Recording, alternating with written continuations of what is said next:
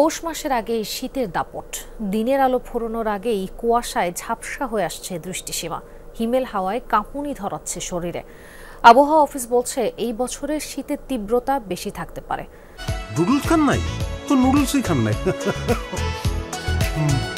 বায়ু দূষণের কারণে এবছর অগ্রিম এসেছে কুয়াশা, একই কারণেও স্থায়ীও হচ্ছে বেশিক্ষণ।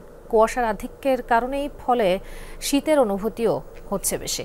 আবহাওয়া অফিস বলছে আগামী 15 থেকে 16 ডিসেম্বর প্রায় অপরিবর্তিত থাকবে তাপমাত্রা। এরপর কিছুটা বাড়তে পারে, তবে 20 তারিখের পর আবারও নামতে শুরু করবে পারদ।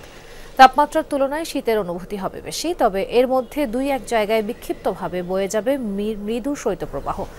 এদিকে আজ সর্বনিম্ন তাপমাত্রা রেকর্ড করা হয়েছে তেঁতুলিয়ায় 8.4 ডিগ্রি সেলসিয়াস। এছাড়া রাজশাহী ও চুয়াডাঙ্গায় 10 ডিগ্রির নিচে তাপমাত্রা রেকর্ড করা হয়েছে।